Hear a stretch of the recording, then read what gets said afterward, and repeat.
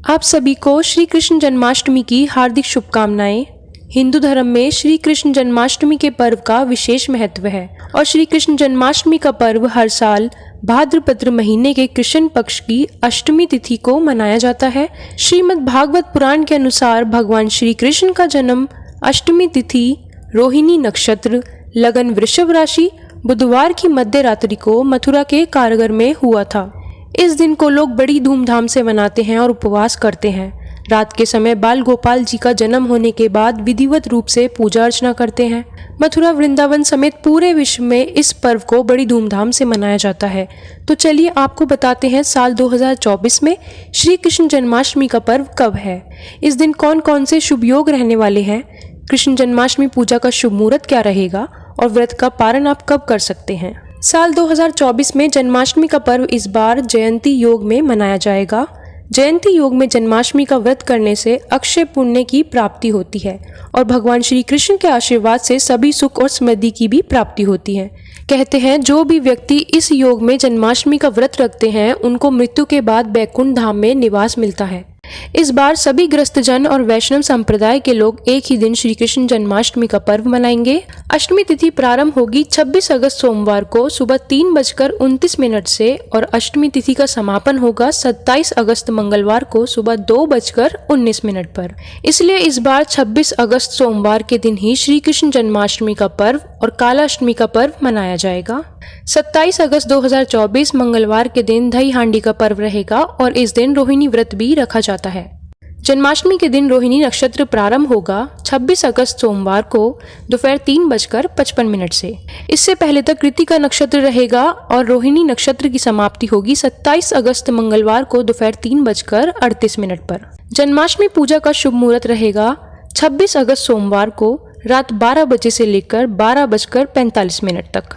जन्माष्टमी की जो विशेष पूजा अर्चना होती है वो इसी विशेष शुभ मुहूर्त में की जाती है और इस समय पूजा करने के बाद व्रत का पारण कर लिया जाता है। बहुत से लोग मध्यरात्रि में व्रत का पारण करते हैं तो कुछ लोग अगले दिन सुबह सूर्योदय के बाद व्रत का पारण करते हैं। तो जो लोग अगले दिन व्रत का पारण करते हैं उपवास खोलते हैं उन्हें सुबह 6:11 से 11 बजे के बीच व्रत खोल लेना चाहिए। भगवान श्री कृष्ण मथुरा नगरी में देवकी और उनके पति वासुदेव के 8वें पुत्र के रूप में अवतरित हुए थे। मान्यता है जो भी व्यक्ति श्री कृष्ण जन्माष्टमी का उपवास करते हैं, विधि विधान के साथ पूजा करते हैं, उनके सभी कष्ट और परेशानियां दूर हो जाती हैं। अब जानिए पूजा विधि के बारे में। अष्टमी तिथि को ही कृष्ण जन्माष्टमी का पर्व मनाया जाता है। पुराणों के अनुसार इस तिथि में भगवान कृष्ण का जन्म हुआ था और इनका जन्म कंस के कारागार में हुआ था। जन्म के साथ ही वासुदेव जी ने कान्हा जी को रातों रात नंदगांव पहुंचा दिया था। अगले दिन नंदगांव में कान्हा जी का जन्मोत्सव मनाया गया। इसी परंपरा के अनुसार भाद्रपद महीने में कृष्ण पक्ष में जिस रात मध्य रात्रि में अष्टमी तिथि होती है उसी रात को जन्माष्टमी और अगले दिन जन्मोत्सव मनाते हैं। दोनों ही दिन भगवान श्री कृष्ण की विशेष पूजा अर्चना की जाती है। व्रत से एक दिन पहले यानी सप्तमी तिथि के दिन हल्का और शुद्ध सात्विक भोजन ही ग्रहण करना चाहिए। व्रत वाले दिन प्रातःकाल स्नान आदि से निवृत्त होकर सभी देवताओं को प्रणाम करें, सूर्य देवता को जल अर्पित करें। अब मंदिर में गंगा जल छिड़के पूर्व या उत्तर दिशा की ओर मुख करके बैठ जाएं। हाथ में जल, फल और पुष्प लेकर या एक सिक्का लेकर व्रत रखने का संकल्प ले, क्योंकि किसी भी व्रत में संकल्प जरूर लेना चाहिए, तभी व्रत की पूर्णता होती है। भगवान श्री कृष्ण की, भगवान श्री हरि की पूजा करें। भगवान श्री कृष्ण के बाल स्वरूप यानी लड्डू गोपाल जी की पूजा आज के दिन करें। अगर आपके घर में लड्डू गोपाल जी नहीं है और आप घर पर लाना चाहते हो तो आज का दिन सबसे शुभ और फलदायी माना जाता है। अगर आपके घर में पहले से ही लड्डू गोपाल जी हैं तो आज के दिन लड्डू गोपाल जी को आप नए वस्त्र, नए आभूषण जरूर अर्पित करें। उन्हें स्नान कराकर उनका श्रृंगार करें और उनके लिए सुंदर सा बिछौना जरूर बिछाएं। और यदि आप जन्माष्टमी की रात को भगवान श्री कृष्ण का जन्म कराना चाहते हैं तो उनके लिए कोई प्रसूति गृह भी बनाना चाहिए, जिस तरह भगवान श्री कृष्ण का जन्म हुआ था। अब प्रसूति गृह में आप सुदर्शन बिछौना बना लें, उस पर कलश स्थापित कर उस पर आप चाहे तो मिट्टी से माता देवकी और वासुदेव जी की मूर्ति बना लें। यदि ऐसा नहीं कर पाते हैं तो केवल कान्हा जी की मूर्ति या तस्वीर को भी आप स्थापित कर सकते हैं। अब आप देवकी, वासुदेव, बलदेव, नंद जी, यशोदा मैया और लक्ष्मी जी का नाम लेते हुए विधिवत पूजन करें। धूप दीप जलाएं, भगवान को चंदन का तिलक लगाएं, सभी देवी देवताओं को प्रणाम करें और सबसे अंत में आरती करें और अपना व्रत प्रारंभ करें। दिन भर उपवास रखें, भगवान का आप मन ही मन ध्यान करते रहें। आपको जन्माष्टमी के दिन एक बात का ध्यान रखना है कि आपके घर में भगवान श्री कृष्ण की जो भी मूर्ति और तस्वीर हो वह खंडित नहीं होनी चाहिए। लड्डू गोपाल जी यदि आपके पास हैं तो वह भी खंडित नहीं होने चाहिए। अब दिन के समय आप भगवान को भोग लगाने के लिए जो भी प्रसाद आपके यहाँ तैयार किया जाता है उसे आप तैयार कर लें। आप आज के दिन पंजीरी का भोग लगा सकते हैं।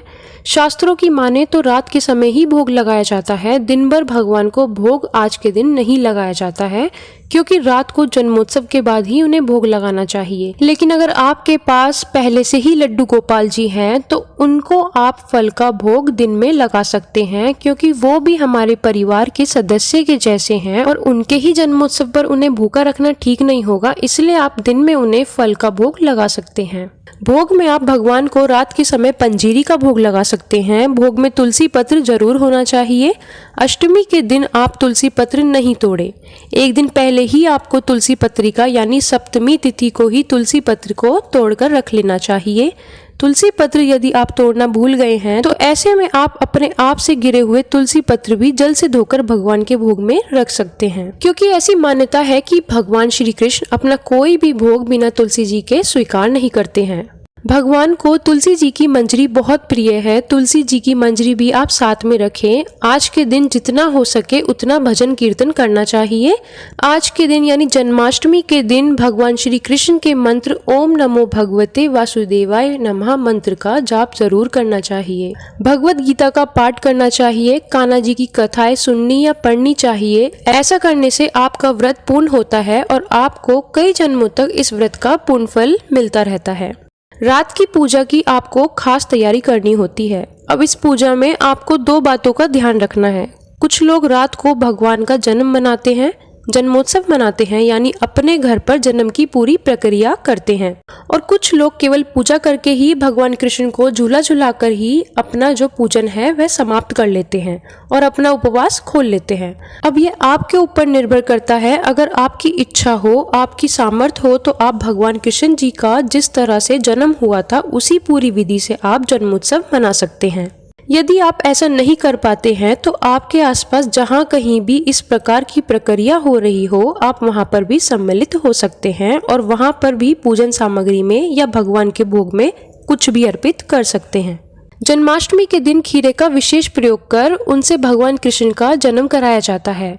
इसके लिए एक साफ खीरा लेकर आपको ध्यान रखिए कि खीरा ताजा होना चाहिए। उसमें से आपको बीच में से कट लगाकर चाहे तो आप उसमें एक का सिक्का रख सकते हैं या भगवान कृष्ण की छोटी सी मूर्ति या छोटी सी तस्वीर उसमें आप रख सकते हैं।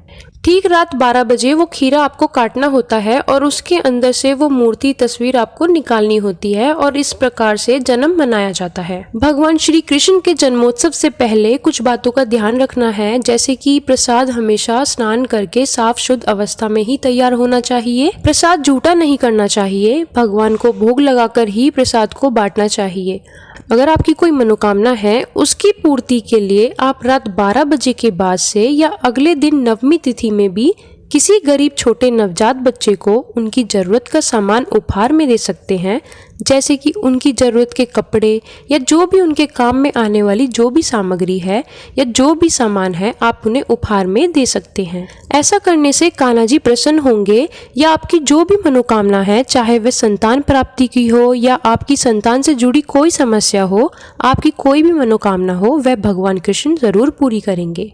जन्म से पहले की तो बातें आपने ध्यान में रखी, भगवान श्री कृष्ण के जन्म के बाद उन्हें फिर से एक बार स्नान जरूर कराना चाहिए, उनका श्रृंगार करना चाहिए और उन्हें पालने में या झूले में झुलाना जरूर चाहिए। उसमें आपको भगवान कृष्ण को झूला झुलाते समय इस खास मंत्र का जाप करना चाहिए। यह मंत्र है गोकुल नाथाय नमः। इस 8 अक्षर वाले श्री कृष्ण मंत्र का जाप जो भी भक्त सच्चे मन से करता है उसकी सभी इच्छाएं भगवान श्री कृष्ण पूरी करते हैं। भगवान श्री कृष्ण का जन्मोत्सव मनाने के बाद आपको अपने घर में रात के समय गंगा जल छिड़कना चाहिए, धूमधाम से आरती गानी चाहिए। भगवान को आपको गाय के दूध का और पंजीरी का भोग लगाना चाहिए। फिर 1 लोटा जल लेकर उसमें आपने जो भी भोग या प्रसाद बनाया है या कान्हा जी को जो भी अर्पित किया है उस प्रसाद में से थोड़ा थोड़ा 1 लोटा जल में डालकर चंद्रदेव को अर्घ देना है। भगवान श्री कृष्ण की छठी भी बनानी चाहिए। जिन लोगों ने भगवान श्री कृष्ण का जन्मोत्सव मनाया है या जन्म करवाया है, घर पर उन लोगों को भगवान श्री कृष्ण की छठी भी पूजनी चाहिए, तभी जन्माष्टमी की पूजा सफल मानी जाती है। जो भी भक्तजन रात के समय भगवान श्री कृष्ण का जन्मोत्सव नहीं करा पाते हैं, साधारण तरीके से ही पूजा करना चाहते हैं या साधारण तरीके से ही उपवास रखना चाहते हो या किसी कारण उपवास रखने में असमर्थ हो, तो वो लोग भी आज के दिन भगवान श्री कृष्ण की पूजा मध्य रात्रि में जरूर करें। ये थी आज की वीडियो। उम्मीद है आपको पसंद आई होगी। अगर आपको वीडियो अच्छी लगी है तो प्लीज़ वीडियो के लिए एक लाइक और शेयर कर दीजिएगा।